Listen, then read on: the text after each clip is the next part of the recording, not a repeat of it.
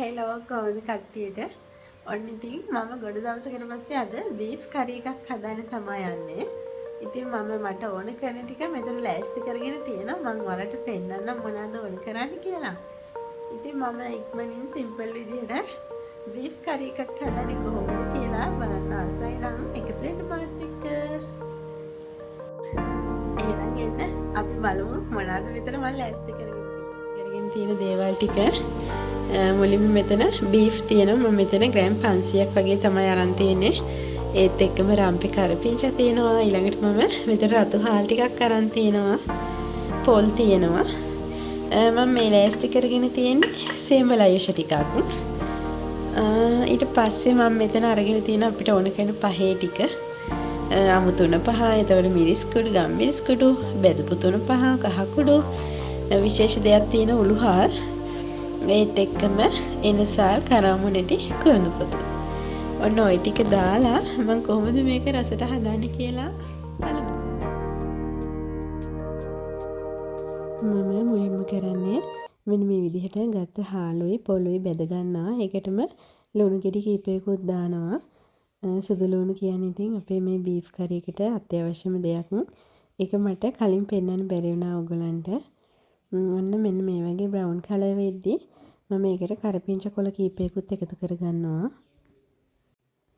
ඊට පස්සේ ඒකට මම ගත්ත කුරුඳු, එනසාල්, ගරාමුණටි ඒ ටිකක් දාලා අපි ගත්ත මිරිස් තුන පහ එකත් එකතු කරගන්නවා ඒකටම. මෙතෙන්දි මම බෙදපු තුන පහ ඒ වගේම කහ කුඩු, ගම් මිරිස් කුඩු එකතු කරගන්නේ නැහැ මේකට. මම ඔයාලට පෙන්නන්න ඕන නිසා එකටම ගත්තට ඒ ටික මේ වෙලාවේ එකතු කරගන්නේ නැහැ. ඒක අපි පස්සේ එකතු කරගන්නවා. ඔන්න මේ නම් කියන්නේ ඔයාලට රහසක්. මිරිස් කුඩු බදිනකොට කැස්ස එනවනේ අපිට. අන්න ඒකට තමයි මෙන්න මේ දේ මම එකතු කරගත්තේ. ඒ මොනවද දන්නවද? ඒ තමයි ලුණු. ඉතින් ලුණු කුඩු චුට්ටක් එකතු කරලා බලන්නකෝ. ආපහු මිරිස් බදිද්දී කැස්ස නම් එන්නේ නැහැ. ඔන්න මම මෙන්න මේ දේවල් ටික නම් පැත්තකින් තියනවා. දැන් ඉතින් අපි මේක අඹර ගන්න තමයි යන්නේ. ඉතින් අපිට ඕන විදිහකට මේක අඹර ගන්න පුළුවන්. මේ ගලේ හරි එහෙම නැත්නම් වංගෙඩියක් තියෙන එකට දාලා හොඳට කොටා ගන්නත් පුළුවන්. එහෙම නැත්නම් ඉතින් මේ මං වගේ ලේසියෙන් බ්ලෙන්ඩ් කරගන්නත් පුළුවන්. හරි. ඔන්න මම දැන් බ්ලෙන්ඩ් කරගෙන ආවා. දැන් ඉතින් මේක හොඳ පේස්ට් එකක් වගේ තියෙනවා. ඉතින් හරි සුවඳයි මේ වෙලාවේ.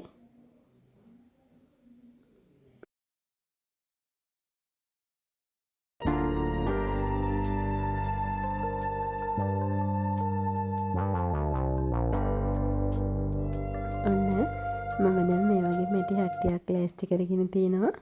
ඒකට මුලින්ම බීෆ් ටික එකතු කරගන්නවා. ඊට පස්සේ අපි අර හදාගත්ත පේස්ට් එකක් දාගන්න ඕනේ.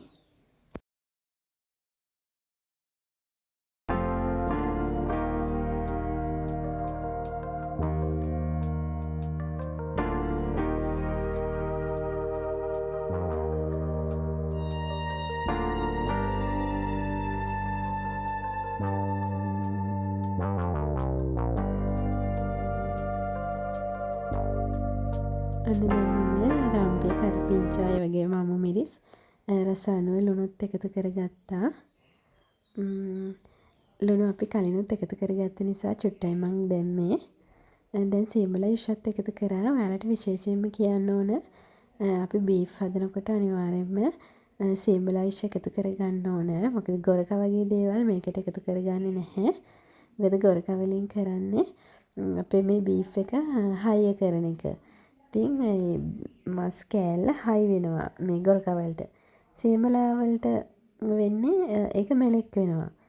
ඉතින් ඒක නිසා බීෆ් වගේ දෙයක් හදනකොට අනිවාර්යයෙන්ම සේමලම එකතු කරගන්න. එහෙම නැත්නම් මේක ස්වභාවයෙන්ම හයියයිනේ. එතකොට අපිට කන්න අමාරු වෙනවා. හයි ගතිය වැඩි වෙනවනේ. ඒක නිසා ඕනේ. ඉතින් මම දැන් අර අපි ඉතුරු කරගත්ත බෙදපු තුන පහ ගම්මිරිස් කුඩු කහ කුඩු ඒ ටිකත් මේකට එකතු කරගත්තා. ඔන්න බ්ලෙන්ඩ් කප් එකත් සෝදලා වතුර ටිකකුත් දාගත්තා. ඊට පස්සේ ඉතින් දැන් මේක ලිපේ තියන්න තමයි තියෙන්නේ.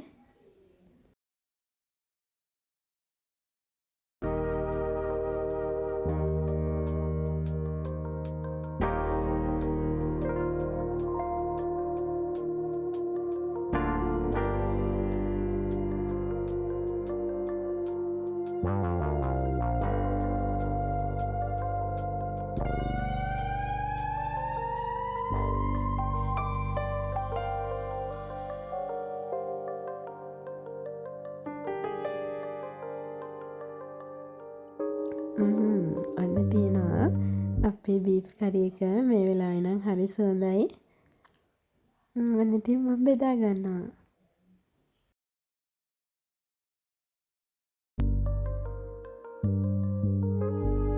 මම රෙසිපි එක ඩිස්ක්‍රිප්ෂන් එකේ දාලා තියෙනවා. ඔයාලත් ඉතින් බීෆ් ගෙනාපු දවසට මේ විදිහට try කරලා බලන්න. මගේ වීඩියෝ එක හොඳයි නම් like කරන්න, comment කරන්න, share කරන්න කියලාත් ආදරෙන් මතක් කරනවා. ඒ වගේම subscribe කරන්නත් අමතක කරන්න එපා. එහෙනම් ඉතින් ආයෙත් වීඩියෝ එකක් ඉක්මනටම අරගෙන එන්නම්. දැනට වීඩියෝ එක end කරනවා.